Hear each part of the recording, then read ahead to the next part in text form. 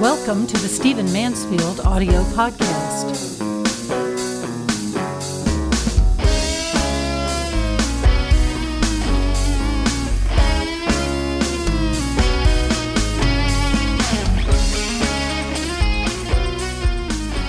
As I record this podcast, we are 1 year from the 2016 presidential election. Can you believe it? Feels like we've already had the whole thing already. Seems like it's been so long.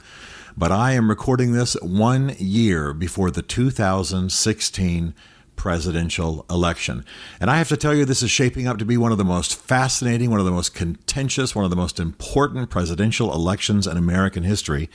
And to contribute to it, I have written a book. Now, it won't be out for a while, so I'm not trying to sell books now, but I want you to know about it. And I want to discuss with you the themes of it a little bit, because I think they're some of the most important themes in the current election.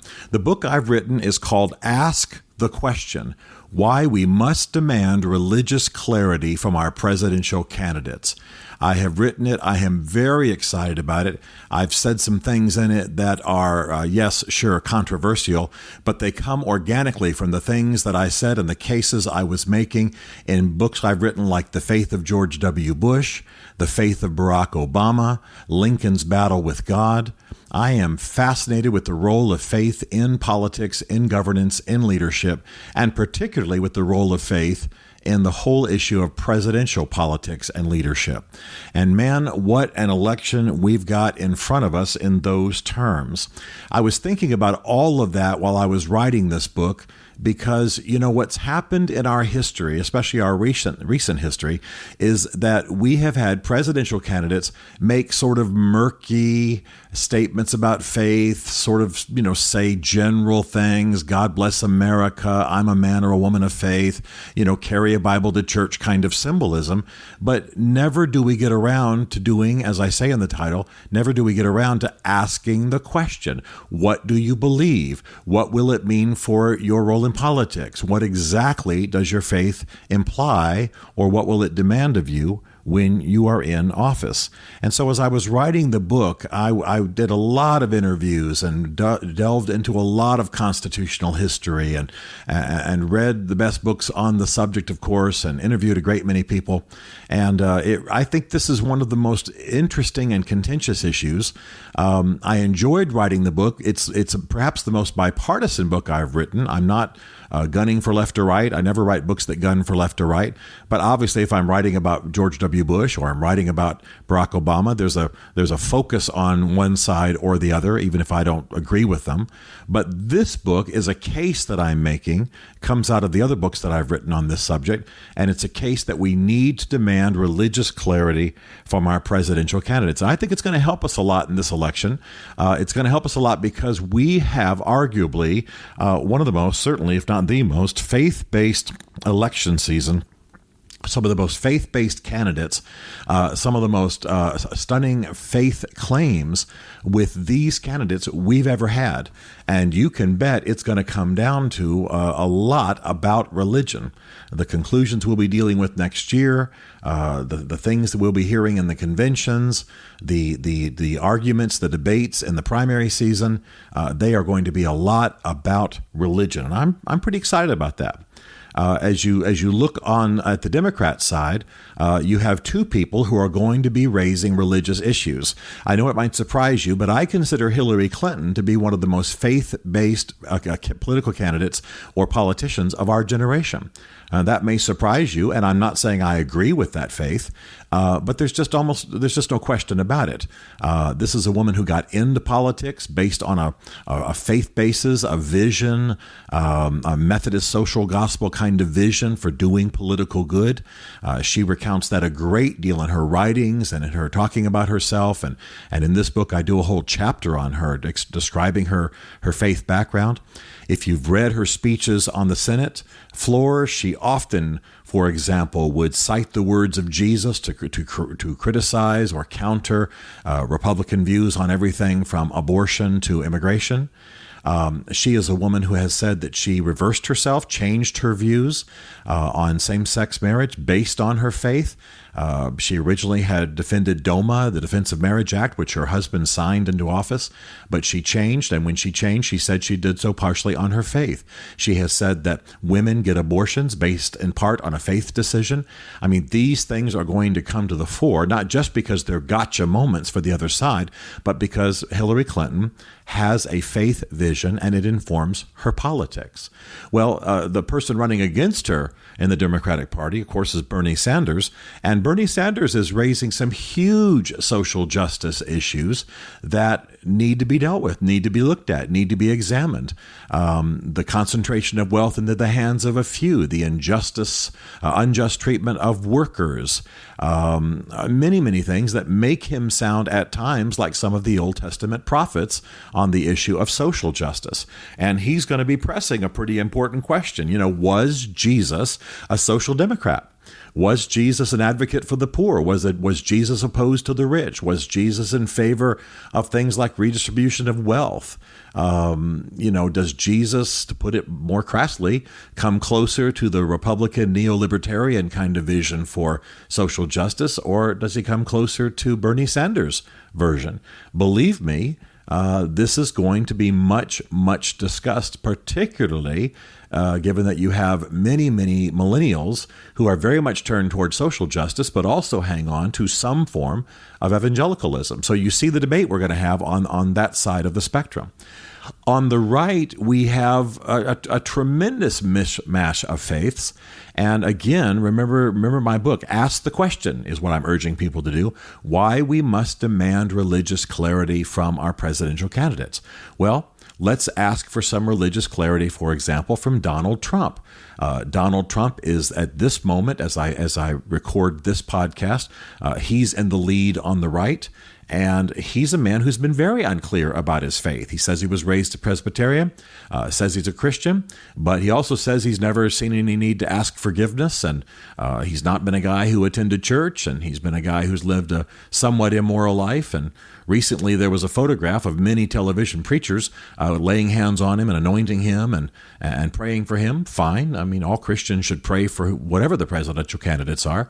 But it seems that the religious right has probably begun to rally behind Donald Trump, a man who is famously unclear about his faith.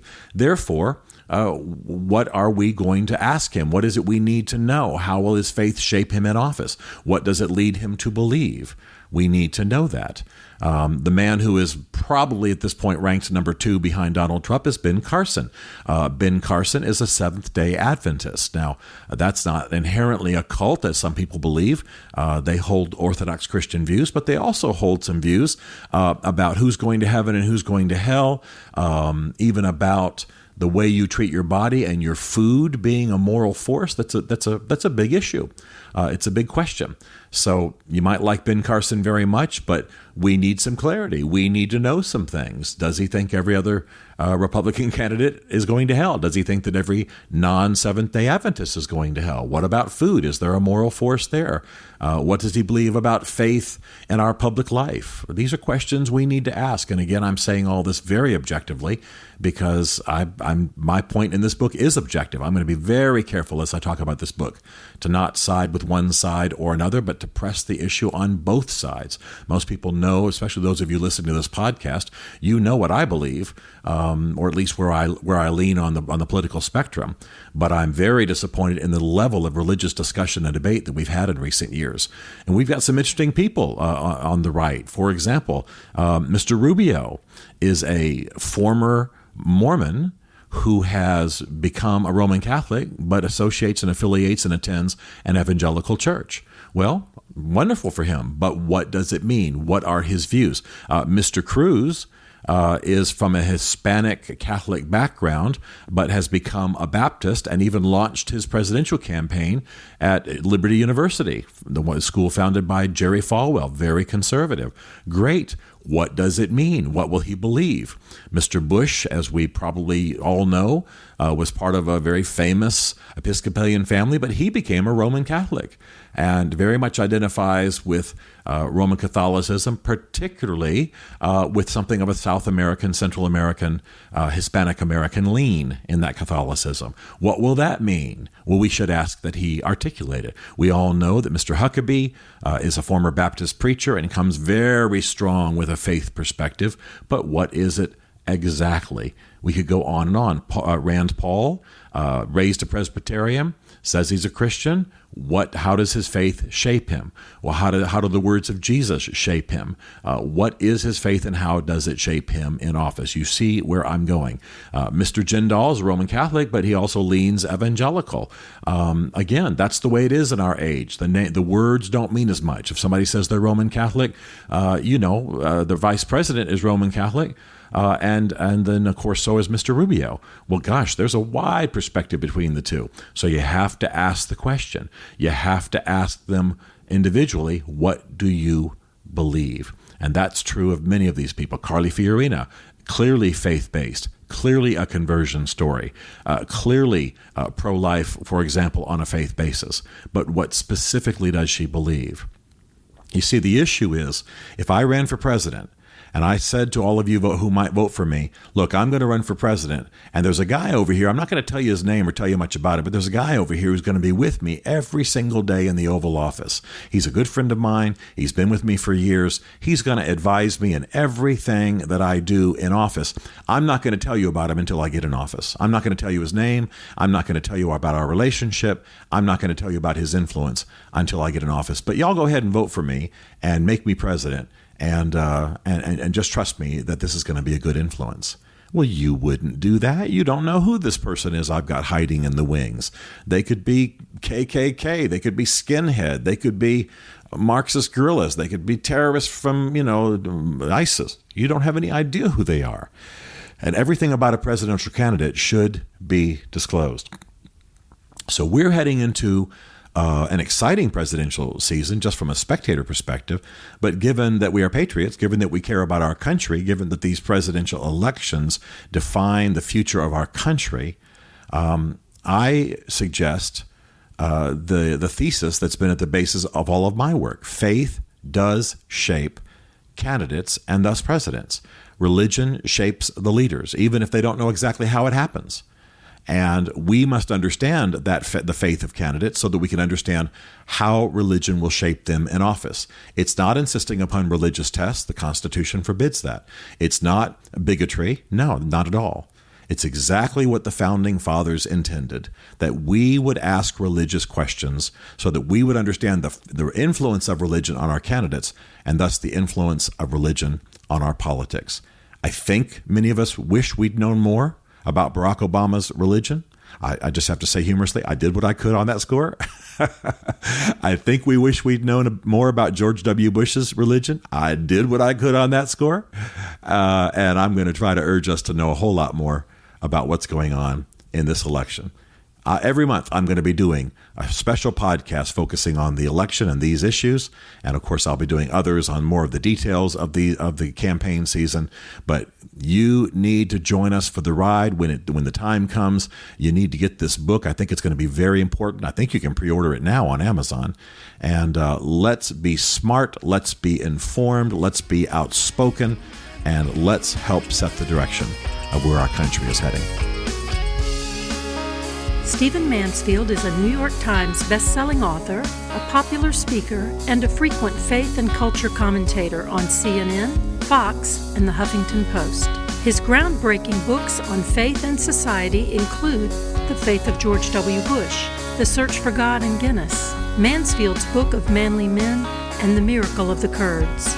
You can learn more about Stephen at stephenmansfield.tv and greatman.us, and connect with him on Facebook and on Twitter under the name Mansfield Writes. The Stephen Mansfield podcast is produced by Isaac Darnell, who also wrote, performed, and produced the Rockin' Podcast theme song. Be sure to rate the Stephen Mansfield podcast in the iTunes Store. This is a Chartwell Literary Group production.